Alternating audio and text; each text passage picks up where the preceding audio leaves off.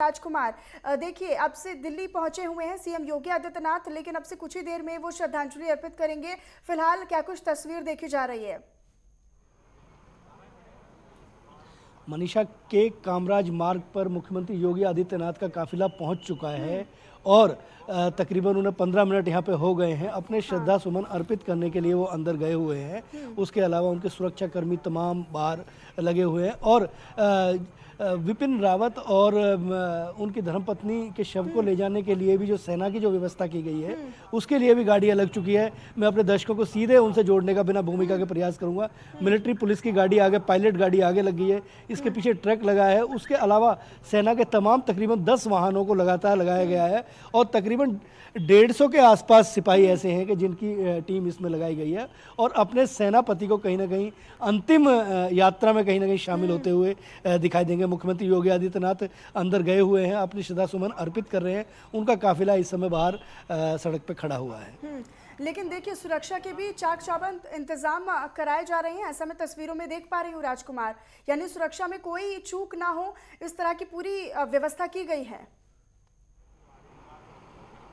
निश्चित तौर पर दिल्ली पुलिस के बड़े अधिकारी तमाम यहाँ पे मौजूद हैं और सुबह तकरीबन 7 बजे से ही वो लोग ट्रैफिक की व्यवस्था को पूरा ये कामराज मार्ग जहाँ पे हम खड़े हुए हैं, ये लाइन, ये पूरे आम आदमियों के, आम वाहनों के जाने के लिए इसको बैरिकेटेड कर दिया गया है। रास्ते बंद कर दिए गए हैं, जो व्यक्ति उतारे जाए। अभी थोड़ी देर पहले अगर बात करें तो जहाँ मैं जिस जगह पर, जिस पॉइंट पर मैं खड़ा हुआ हूँ, यहीं पर वित्त मंत्री निर्मला सीतारमण यहाँ पे उतरी अपनी गाड़ी से और यहाँ से उन्होंने ये रास्ता जो है ये पैदल पार किया, क्योंकि सुबह तकरीबन 10 बजे तक गाड़ियों के आने का सिलसिला जारी था। जो वीवीआईपी मूवमेंट था वो गाड़ियां यहां से आ रही थी और उनके घर के बाहर उतार कर उसके बाद फिर अपने वीवीआईपी को लेके जो उनका स्टाफ था वो ले रहा था। लेकिन अब फिलहाल पिछले 15-20 दिनों से ये जो लोग हैं किस तरीके से श्रद्धांजलि दे रही हैं, आज उनके किए गए कामों को याद किया जा रहा है, वो देश कभी नहीं भूल सकता।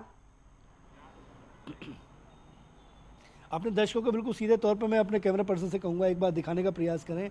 अपने चहेते सीडीएस को अंतिम उनकी यात्रा में कहीं ना कहीं अंतिम सलाम करने के लिए लोग अपने अपने तरीके से पहुँचे हैं।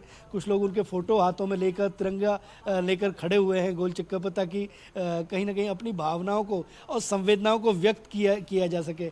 मनीषा, एक चीज़ बिल्कुल माननी पड़ेगी कि भावनाओं का कभी कोई मोल नहीं हुआ करता और संवेदनाओं को व्यक्त करने का अपना अपना तरीका होता है। अब आप देखिए कि कुछ लोग यहाँ पे नारेबाजी भी बाहर कर रहे हैं कि जनरल विपिन रावत अमर रहे, इस तरीके के नारे भी लगाए जा रहे हैं। कुछ लोग आ रहे हैं, वो अपनी भावभीनी, अपने श्रद्धा सुमन अर्पित कर रहे हैं। सुबह से लोग लाइनों में लगे हुए थे।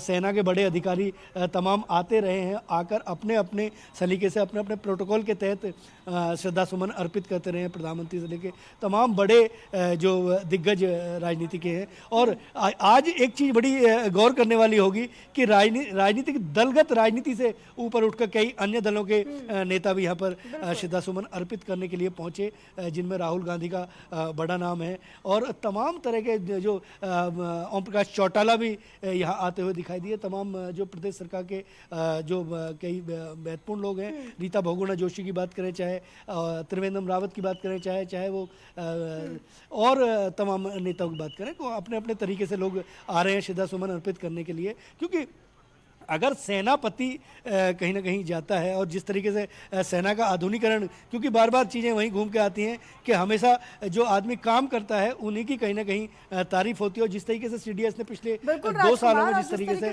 आर्मी को एक आत्मविश्वास कहीं ना कहीं सेना के बीच में पोस्टर लिए, वो उनका एक तरीका है। और ना केवल सत्ता पक्ष बल्कि जो विपक्षी दल हैं, जैसे कि आपने नाम लिया रीता बहुगुणा जोशी का, कांग्रेस नेता राहुल गांधी का, तो ये तमाम लोग राजनीति से हटकर, राजनीति से ऊपर उठकर उन्हें विनम्र श्रद्धांजलि देने के लिए यहाँ पर पहुंचे। लेकिन अगर हम लोगों की बात करें, आमजन लोगों की बात करें, तो भीड़ देखकर और लोगों की जो कतारें हैं उन्हें देखकर ये अंदाजा लगाया जा सकता है कि लोगों के बीच में उनका दायित्व, उनका प्रभाव किस तरीके का था, उनकी छवि कितनी प्रभावी थी।